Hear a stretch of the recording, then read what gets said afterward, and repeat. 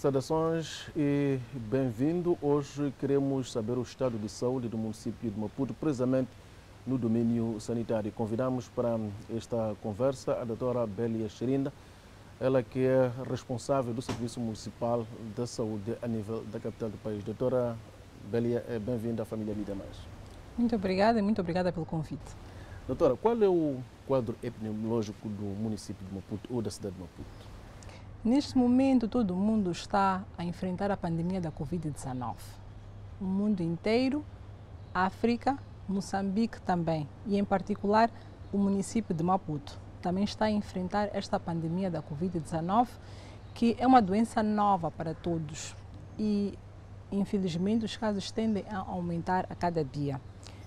Nós temos, portanto, vários problemas de saúde pública no nosso município de Maputo, mas, obviamente, por estarmos com a Covid, as nossas atenções estão viradas para a Covid-19.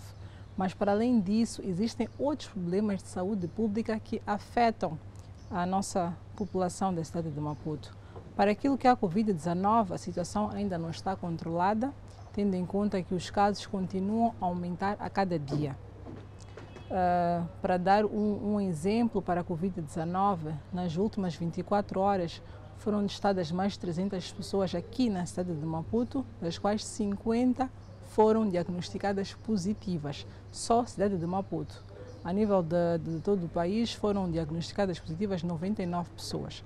Significa que mais de 50% dos casos positivos que estão a ser diagnosticados a cada dia estão localizados aqui na cidade de Maputo. Portanto, esta estatística é preciso tanto observar, refere-se ao dia em que fazemos a gravação desta conversa.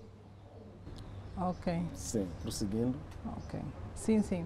Então, obviamente que como estamos a ter esses casos de aumento da Covid-19, obviamente que isto acaba comprometendo aquilo que são as nossas atividades para as outras patologias. Mas, de uma forma em geral, para aquilo que são as outras doenças que afetam os nossos munícipes, a situação está controlada. Tendo em conta que nós normalmente, principalmente quando vem a época chuvosa, nós temos aumento do número de casos de diarreias e de malária. E neste momento a situação está controlada. Se nós compararmos com o período do ano passado, na verdade tivemos um decréscimo do número de casos. Por exemplo, para a situação da malária, nós no ano passado, no período de 9 meses, nós tivemos mais de 15 mil casos de malária. Este ano estamos com a volta de 10 mil casos de malária, portanto houve um decréscimo. E mesmo para a questão de óbitos por malária diminuiu de 12 para 9 para este ano de 2020, um decréscimo mais ou menos 25%. Para a malária, para nós isto é bom.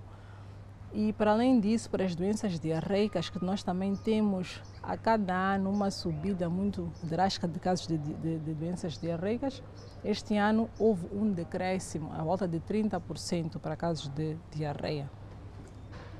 Isso também é muito bom e também não temos assim óbitos referidos por diarreia.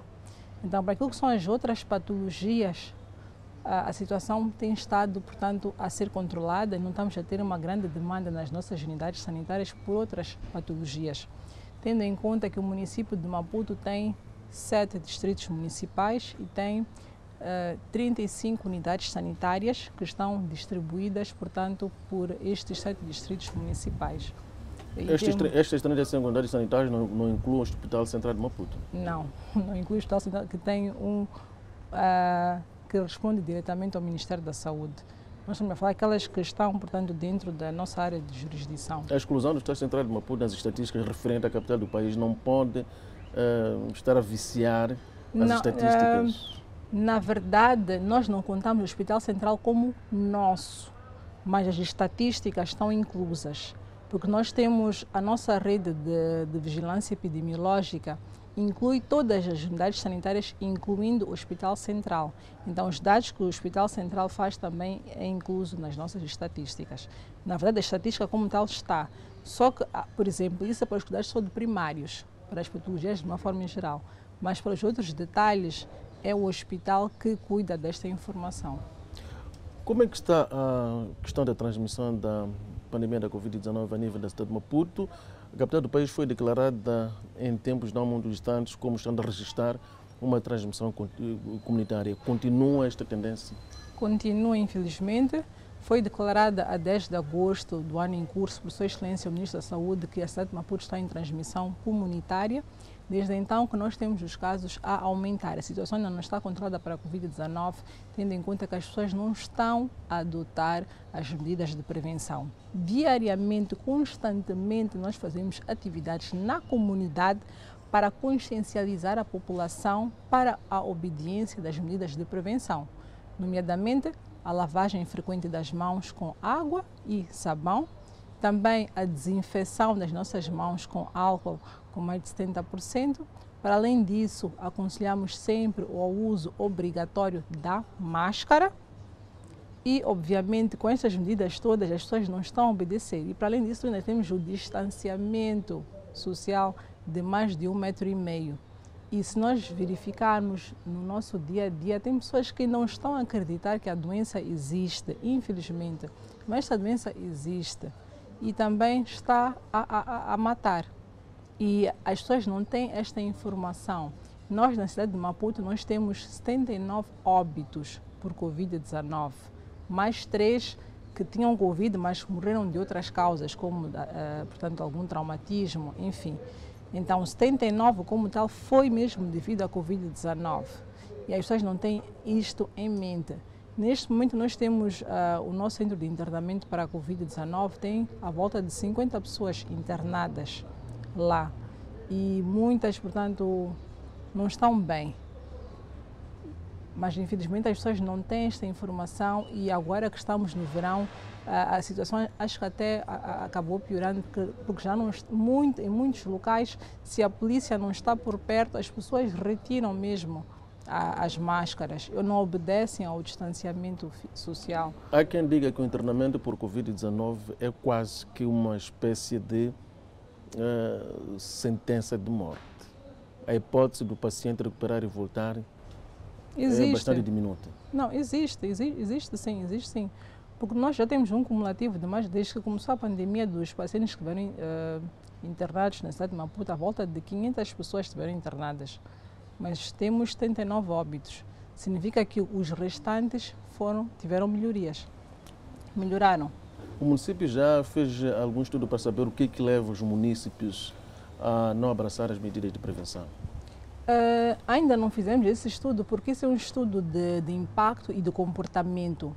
O ser humano, de uma forma geral, para mudar o seu comportamento leva algum tempo. Não é de 1 mês, 2 meses, 3 meses.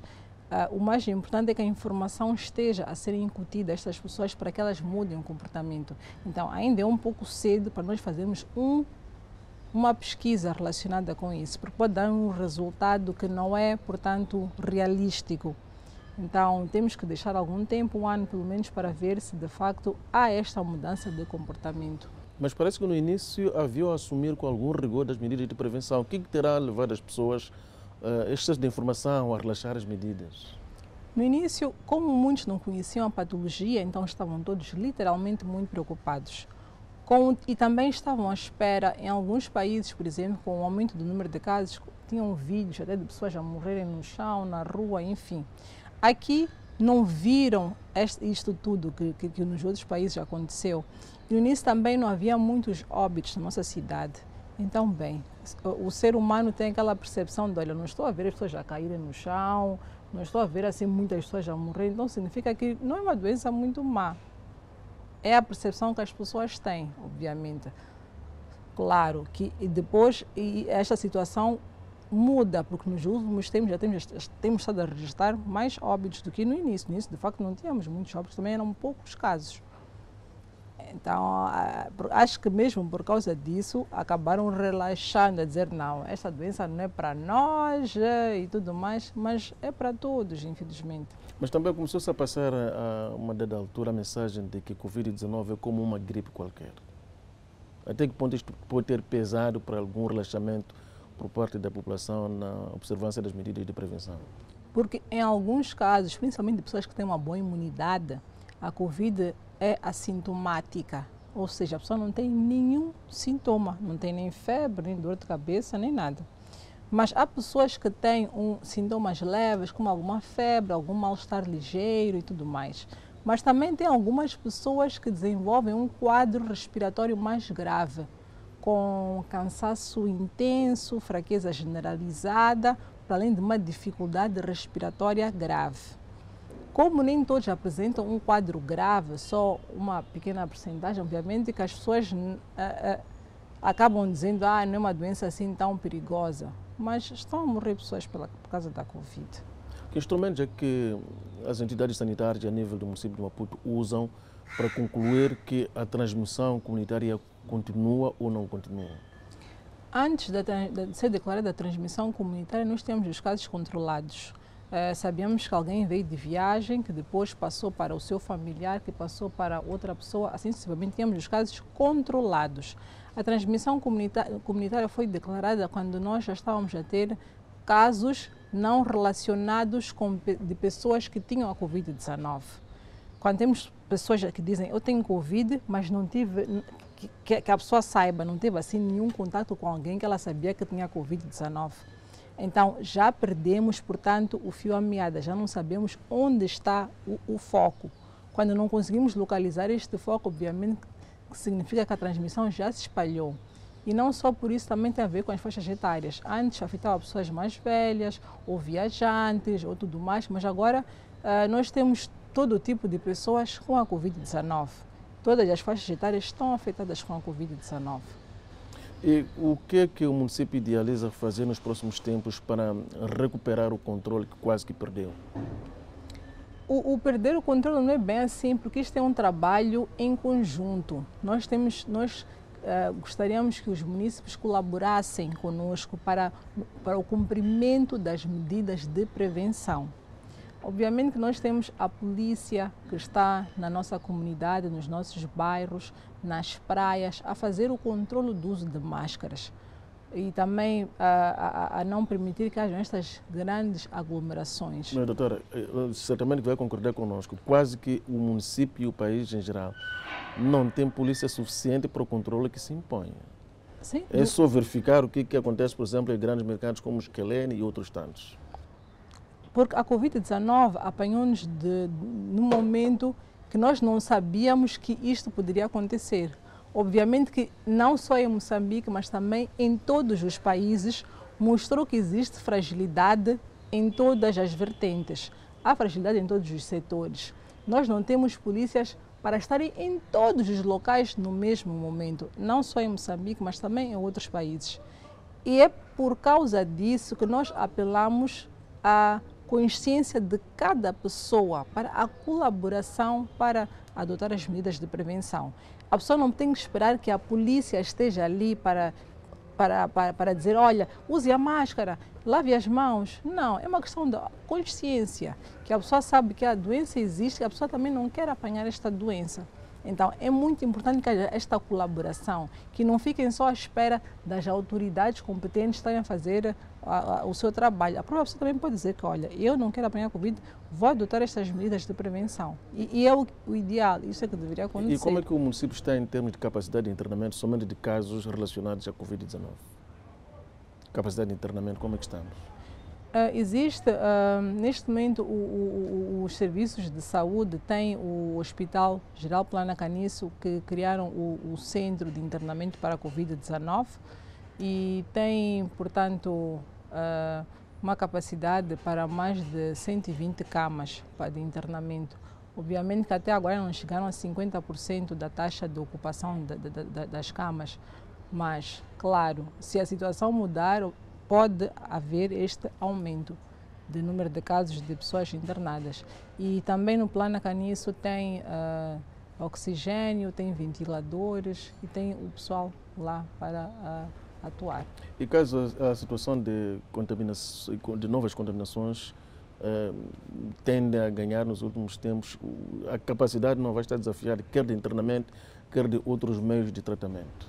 Sem dúvidas. Se conseguimos ver países como da Europa a estarem mesmo com grande demanda de pacientes, mesmo em Portugal também, obviamente que todos os países estão preocupados.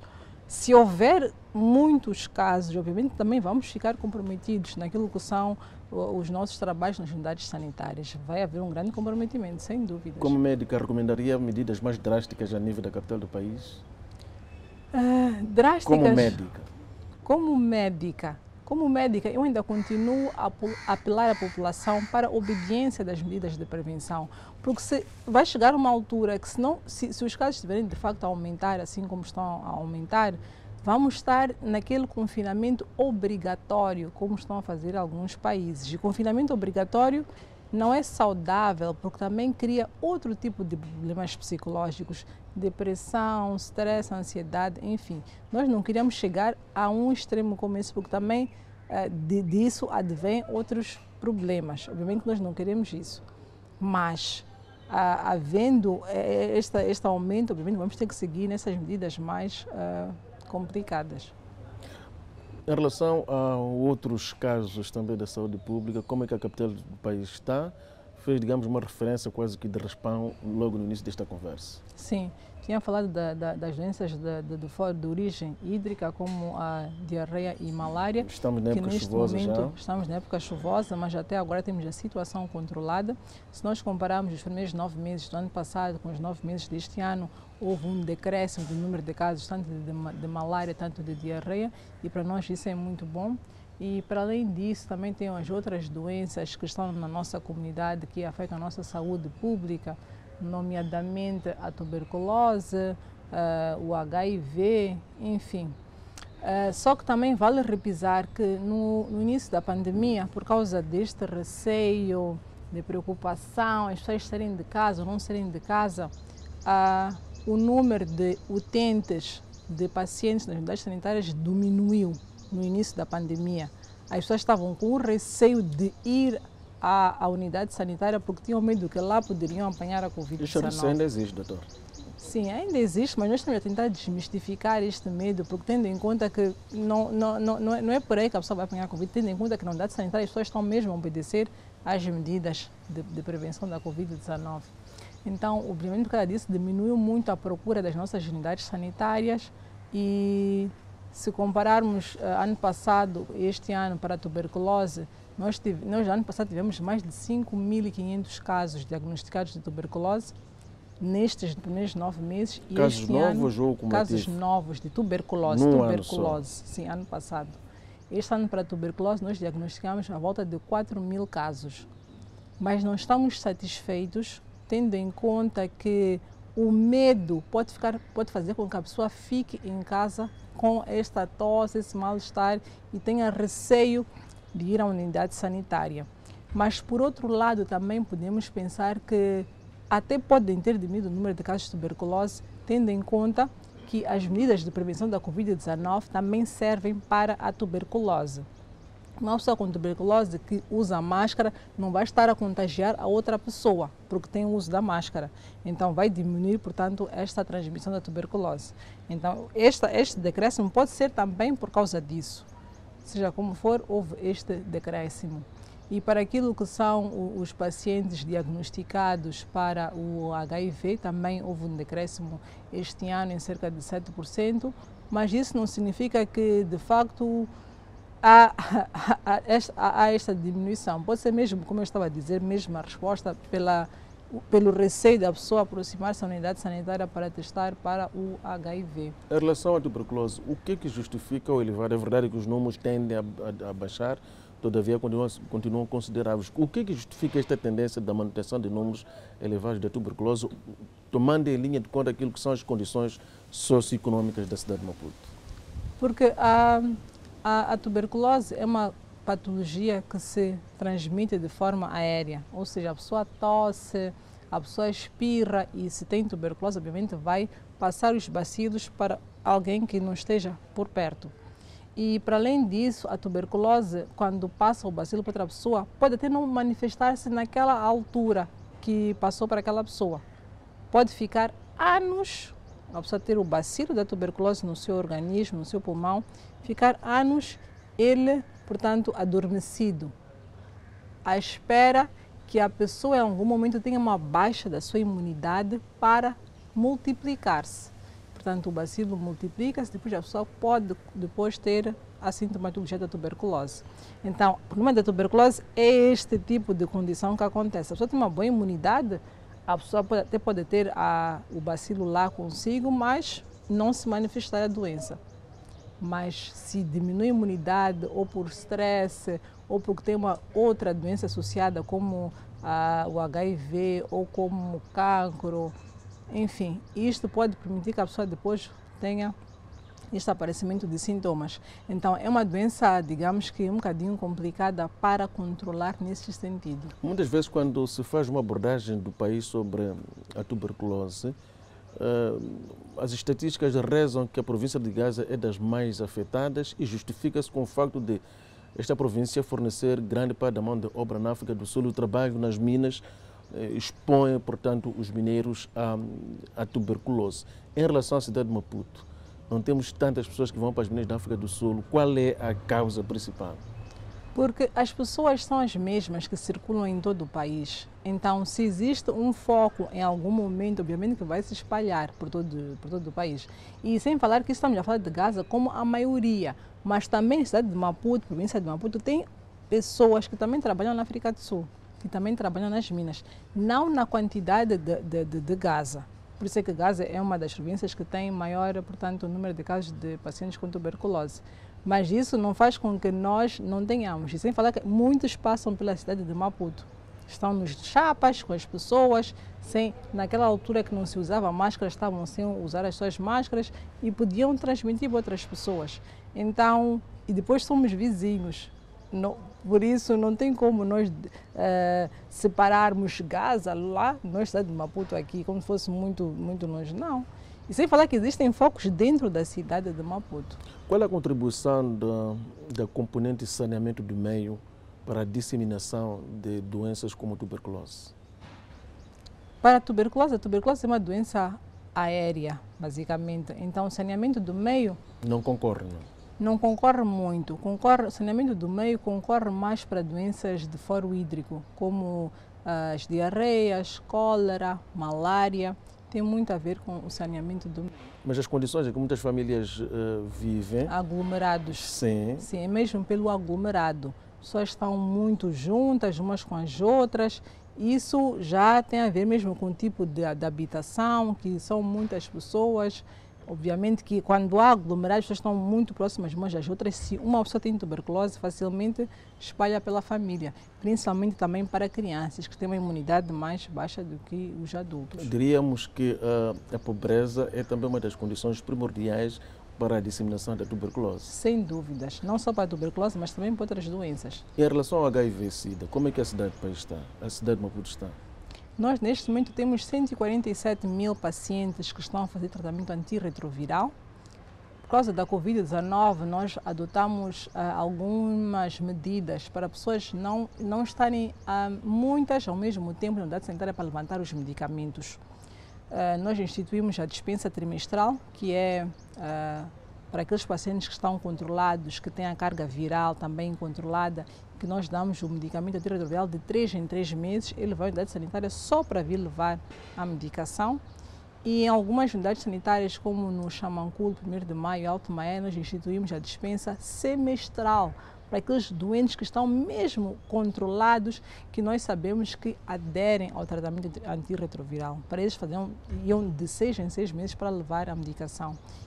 Nessa altura também faziam algumas análises, como hemograma, carga viral, para ver como é que está o próprio organismo.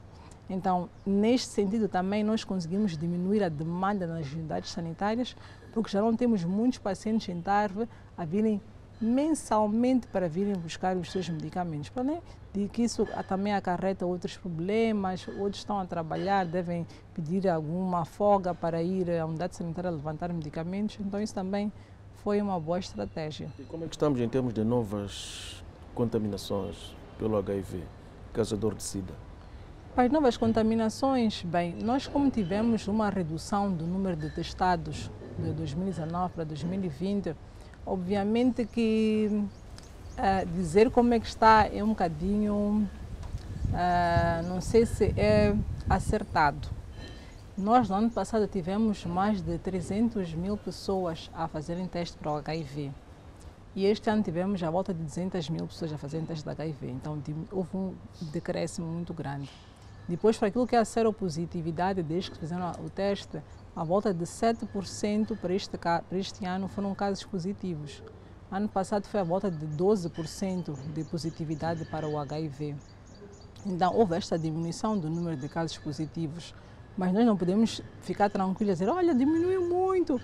É que a Covid alterou muito daquilo que são os nossos indicadores. Mesmo nas nossas unidades sanitárias, o trabalho, a procura, a demanda, ficou comprometida, sem dúvidas.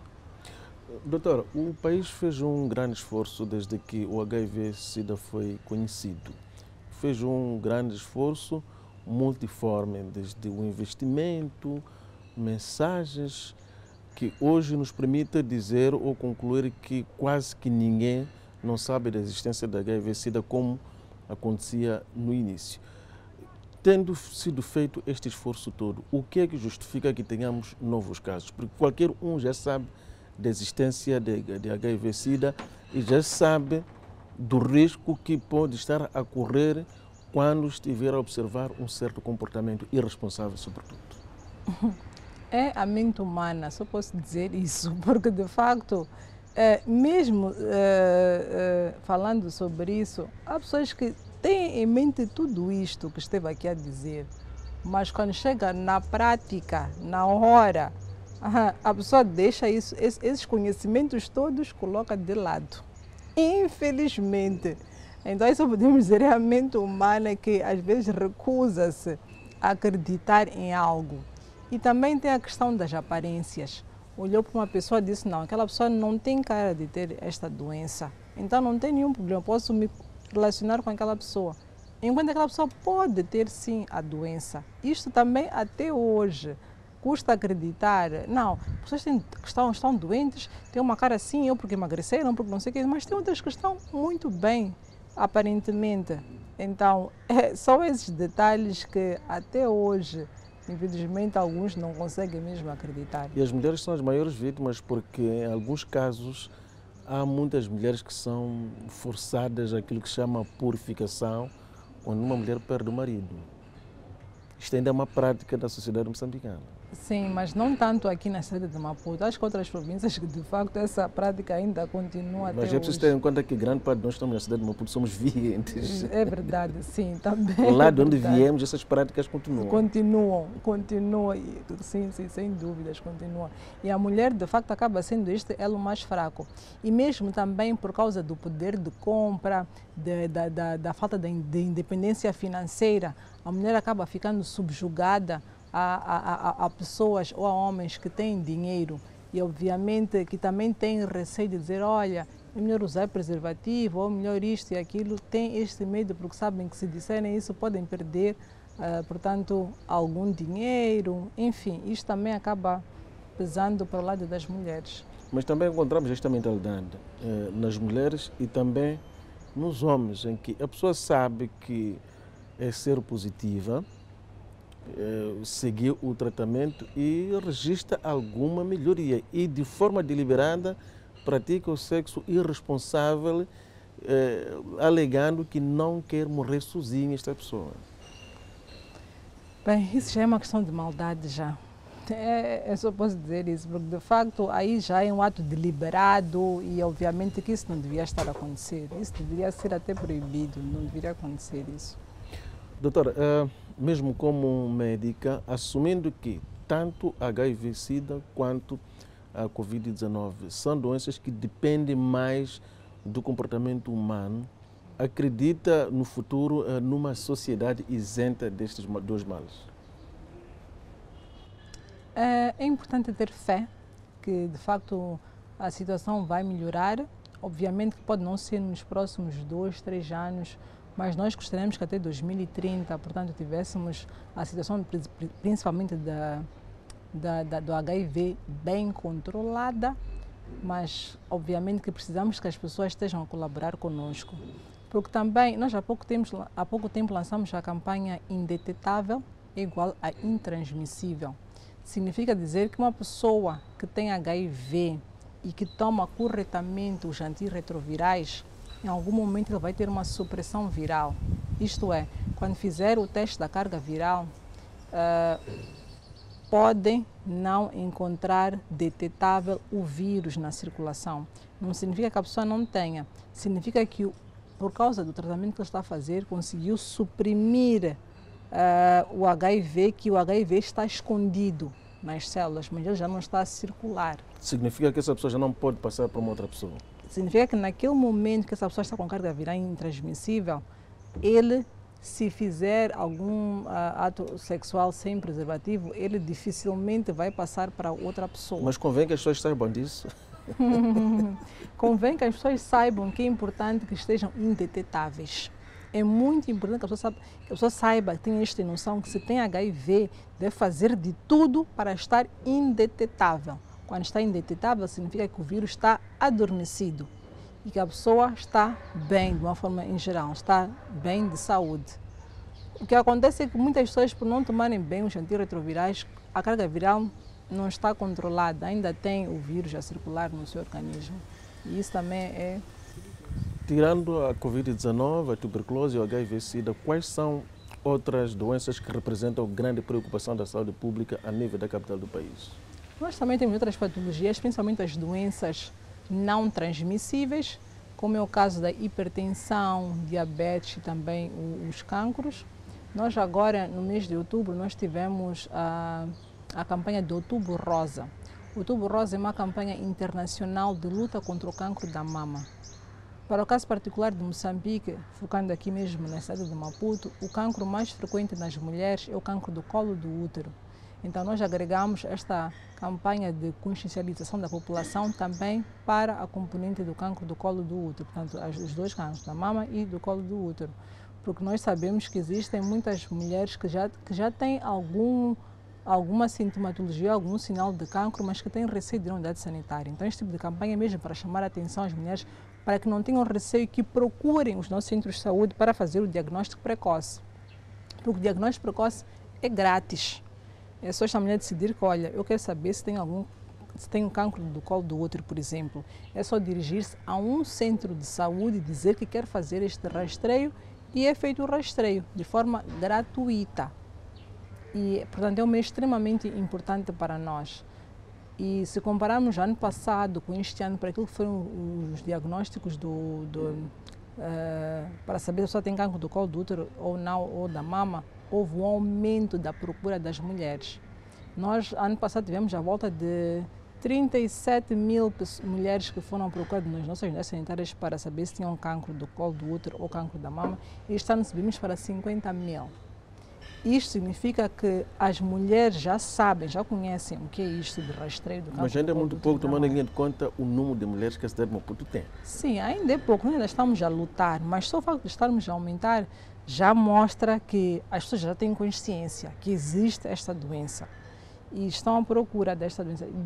Deste número para este ano, nós conseguimos 330 e tal, mais ou menos, constatamos que tinham algum sinal de cancro, mas nem todas tinham, portanto, suspeita de cancro como tal, cancro já instalado. Porque outras têm aquele sinal ainda no início e, portanto, só uma parte destes é que tínhamos, de facto, quase confirmação que, de facto, tinham algum cancro. E isto é muito bom neste sentido, se vê que está a haver esta grande procura. E para além disso, nós também temos outras doenças não transmissíveis. Como mas já diz, doutor, qual é a vantagem de diagnóstico precoce? Diagnóstico precoce, tratamento precoce. No diagnóstico precoce, muitas das vezes o cancro está confinado a uma certa parte do órgão e é fácil remover aquela pequena parte. E a pessoa fica bem. E muitas das vezes nem precisa de uma grande cirurgia, não precisa de quimioterapia assim por muito tempo e também não precisa de radioterapia como tratamento. São tratamentos mais ligeiros. Agora, se o cancro já está instalado, a pessoa demorou muito a procurar a unidade sanitária, obviamente que o tratamento vai ser um tratamento mais invasivo, mais radical. Se for um nódulo na mama que está no início, vai se retirar aquele nódulo. se perceberem que o nódulo já não está só naquela localização, obviamente que vão ter que retirar toda a mama. Obviamente que isto é drástico para aquela mulher que vai ser intervencionada. Então, o diagnóstico precoce é o ideal, porque vai ditar também como será o tratamento desta pessoa.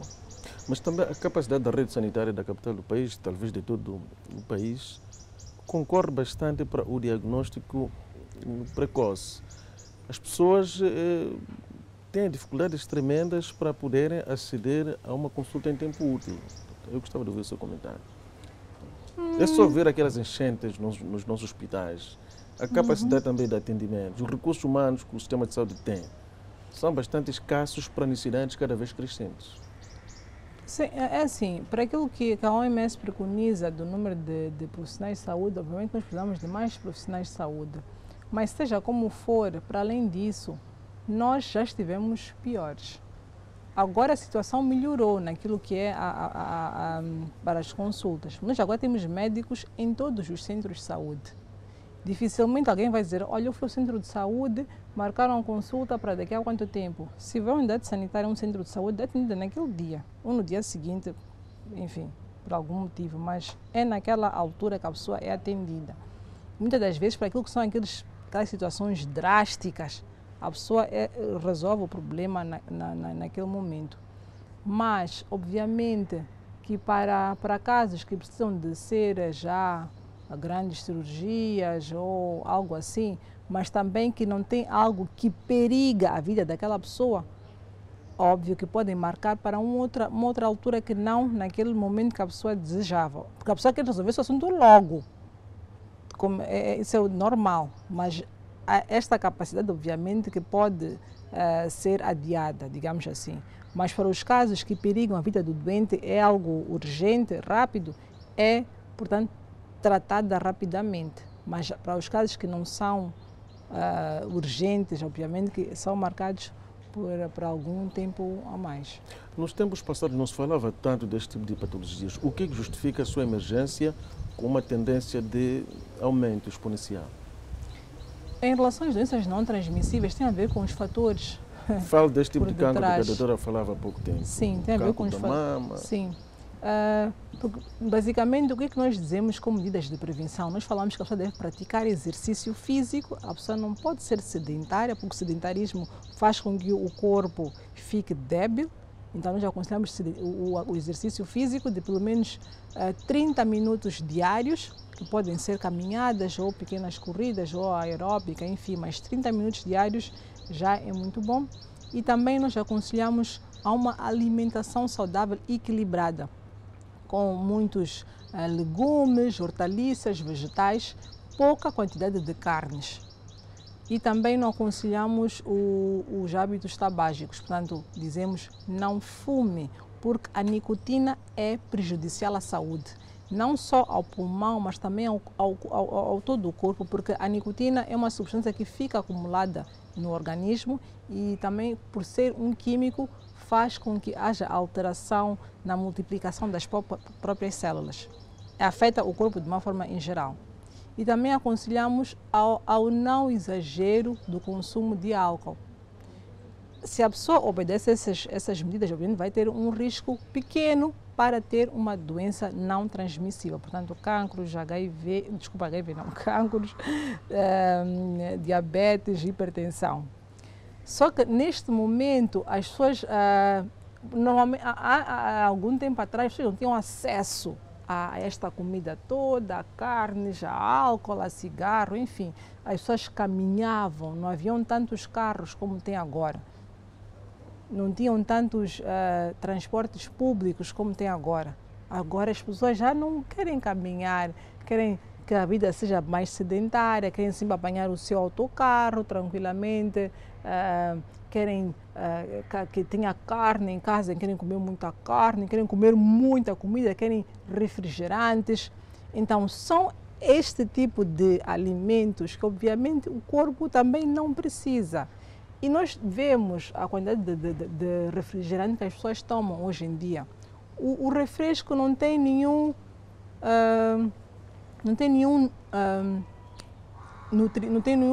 elemento nutritivo o refresco não é nutritivo de forma alguma.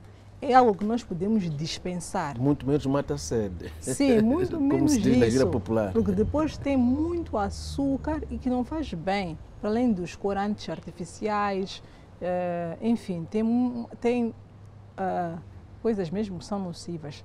Mas as pessoas exatamente neste momento dizem, não, mas é que é muito agradável beber aquilo, é bom e tal, mas o corpo não precisa daquilo. É este excesso desse tipo de alimentos que vão provocar danos ao nível das células, ao nível dos órgãos do corpo. O corpo vai ficando frágil e comprometido e pode ter estas doenças não transmissíveis. Ao fazer este aconselhamento, o nosso sistema de saúde corre o risco de se tornar pessoa não grata para a nossa presidente da autoridade tributária, que espera coletar mais impostos decorrentes, portanto, do consumo de tabaco e de bebidas. Mas, enfim, em primeiro lugar, a saúde. E a problemática de hipertensão, diabetes também são outras patologias sobre as quais se passou a falar com muita frequência, coisa que não se via no passado. As causas serão as mesmas? Também, para aquilo que eu falei, e particularmente para a hipertensão, nós também temos o consumo exagerado do sal. Do sal. As pessoas também gostam de comida com sal. E não precisamos deste excesso de sal na comida. Uma colher de chá de sal é suficiente para aquela pessoa durante todo o dia. Só que vemos muitas pessoas quando cozinham, fazem arroz, caril, põem uma mão cheia de sal e colocam no caril. Obviamente que isso é um excesso. O excesso de sal, o excesso do sódio, porque nós sabemos que o sal é cloreto de sódio. O sódio nas nossas células faz com que haja esta problemática de aumentar a pressão arterial. Então nós aconselhamos sempre para os hipertensos, diminua drasticamente o consumo de sal, que só isso já vai lhe ajudar. Para além de praticar exercício físico, vai ajudar na sua hipertensão. Só que também há outros que negam este tipo de diagnóstico, dizem, se eu não viver agora, eu vou viver quando? Mas não é por aí o pensamento. E no início, até esta adaptação e mudança pode não ser fácil, mas depois de algum tempo, a pessoa até vai gostar de não estar a comer muito sal, até vai gostar de praticar exercício físico, que no início era muito difícil, muito complicado. Chega um momento que a pessoa diz, o corpo até pede, até gosta de sair, andar um pouco e tal, ginástica, sem falar que isso dá mais energia à própria pessoa. Então são esses hábitos que nós temos que tentar cultivar o mais cedo para evitarmos, portanto, estas doenças. Quem não puder ir ao ginásio, que é uma das recomendações que se faz, os ginásios são bastante caros para quem quer lá ir, as simples caminhadas ajudam a resolver o problema. Sem dúvidas. E sem falar que até diminui o stress. Caminhadas ao ar livre. Porque estar também dentro de um ginásio fechado e tal, também pode aumentar um pouco o stress. Mas a pessoa está ao ar livre. Nós temos, por exemplo, a nossa marginal, temos a praia, aquele ar da praia e tal, bem cedo, enquanto não temos muita poluição sonora e tal. É um momento, até a pessoa sente-se bem. A pessoa relaxa, a pessoa faz a sua caminhada 30 minutos por dia, não precisa correr, fazer grandes... Só caminhadas já é aquilo que o corpo precisa para estar bem naquele dia. Qual é a dimensão de casos de hipertensão e diabetes a nível da cidade de Maputo? Na cidade de Maputo também, não sei se é por causa da Covid, mas nós diagnosticamos menos casos de diabetes e hipertensão, se compararmos com o ano passado, os primeiros 9 meses. Nós, para a hipertensão, tivemos uma diminuição de mais de 50% do número de casos. O motivo também, achamos que é por causa da Covid. Não temos uma certeza se de facto são dados reais ou as pessoas já não estão com receio de procurar uma unidade sanitária ou se estão talvez a terem melhores hábitos de vida, enfim. Porque também sabemos que com a Covid diminuiu o número de festas, diminuiu o número de pessoas nas ruas, portanto... Os casamentos passaram a custar muito menos caro. Sim, tudo isto e tal, pode ser. Mesmo para diabetes também tivemos uma redução de volta de 20%, 30% para o número de casos de diabetes. Achamos que é interessante, mas não podemos confirmar categoricamente que os casos diminuíram, estamos muito bem. Como a procura diminuiu na unidade sanitária, obviamente que pode transparecer que estamos bem, mas próximo ano temos um aumento, então...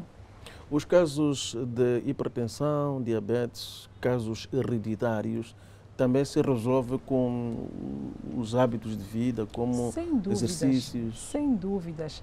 E até é mais interessante quando a pessoa tem o seu pai ou a sua mãe que teve hipertensão, que tem hipertensão, a pessoa jovem já sabe que, bem, eu tenho uma tendência também de ser hipertenso.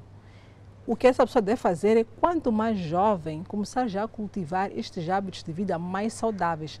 Não esperar que o problema comece no seu organismo. Não. Se a pessoa antecipa nas medidas de prevenção, aquele problema pode nunca se manifestar nesta pessoa que tem uma história familiar de hipertensão, uma história familiar de diabetes. Mas esta tem que se cuidar logo, cedo, e não esperar que o problema venha para depois começar a cuidar. Não.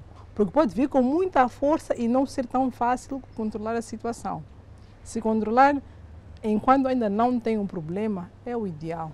Quais são os grandes desafios dos serviços de saúde, a nível dos serviços municipais de saúde na capital do país? Bem, em outros tempos nós falávamos de diarreias e tudo mais, mas agora nós falamos da Covid-19. Que acaba nos distraindo e acabamos Sim. negligenciando outras doenças. Não, mas neste momento nós estamos a ver, porque no início nós pensávamos que a Covid estaria por alguns meses, e não temos que correr atrás da Covid para controlar logo a Covid, mas percebemos que a Covid, pelo menos este ano, não vai desaparecer. E não sabemos até quando vai estar conosco. Pode ser 1 ano, 2 anos, pode ser para sempre, não sabemos. Porque a cada dia nós descobrimos algo novo sobre a Covid-19. Ainda não temos assim uma certeza de a Covid é isto, é assim, comporta dessa maneira e tal. Com toda aquela segurança nós não temos. E por causa disto estamos a perceber que também temos que voltar às nossas outras atividades de forma regular e também com foco também em outras atividades. Então, por causa disso, nós estamos a fazer atividades na comunidade, palestras também, buscas ativas para casos de tuberculose, casos de HIV, de pessoas que não estão em unidades sanitárias, nós fazemos essas buscas ativas. Nós estamos à procura de pessoas na comunidade e também a recordar que, olha, venham à unidade sanitária se tiverem algum problema, não fiquem com receio na unidade sanitária. E em termos de focos a nível dos diferentes urbanos, dos diferentes distritos municipais da capital do país, quais são aqueles locais que representam os principais focos de algumas doenças que representam, portanto, um problema da saúde pública? Para a Covid-19, dos casos que nós temos, a maioria são para o distrito de Campo Fumo. Mas há pouco tempo... O distrito de Campo Fumo estamos a falar quase que do centro urbano. Sim, onde nós estamos. Mas, em algum tempo, o Instituto Nacional de Saúde fez um inquérito epidemiológico. Realizou este inquérito na cidade de Maputo de 3 a 21 de agosto e mostrou dados muito interessantes. Porque nós tínhamos um número de testados, por exemplo, sabíamos que em Campo Fumo testamos essas pessoas, tantas foram positivas, naquele distrito, tantas foram positivas. Com este inquérito epidemiológico, mostrou quais são os distritos que, de facto, estão mais expostos à Covid-19. E mostrou que o distrito de Xiamanculo é o distrito que está mais exposto. Depois também fez este trabalho para saber dos mercados, tendo em conta que os mercados são os locais com maior aglomeração de pessoas. Quais são os mercados que tinham maior número de exposição à Covid. E viu que temos o mercado do Chipamanine, formal e informal, o mercado do peixe, o mercado do Zimpeto, enfim. E foram dados muito interessantes, porque por aquilo que são as nossas estatísticas não tínhamos constatado isso. Mas também tem a ver com, provavelmente, há pessoas de alguns distritos que têm receio de ir à unidade sanitária, que até pode ter o novo coronavírus no seu organismo, mas por ter receio de procurar a unidade sanitária pode não ser diagnosticado e passar despercebido. Mas enquanto tem, principalmente aqueles que são assintomáticos ou que têm sintomas leves, dizem, não, eu não vou à unidade sanitária, não preciso, isto aqui é uma constipação básica, vai passar. Enquanto pode ser o novo coronavírus e ele pode estar a sair de casa, pode estar a contaminar outras pessoas que estão ao redor deles. Então, portanto, para o novo coronavírus, nós temos essa situação que, de uma maneira geral, já temos a distribuição em todos os distritos municipais, mas com maior enfoque para o distrito de Xiamanculo e menos para o distrito de Canhaca. Também tendo em conta que Canhaca é uma ilha e tem menos habitantes se compararmos com os outros distritos municipais. Médica Bélia Xerinda, diretora dos Serviços Municipais de Saúde a nível da capital do país, foi a nossa convidada. Ficamos a saber nesta conversa aquilo que é o quadro epidemiológico da cidade de Maputo. Fica aqui o nosso muito obrigado pelo calor da sua audiência e proximamente haverá mais. Continue ligado a nós, pois nós somos a sua melhor companhia.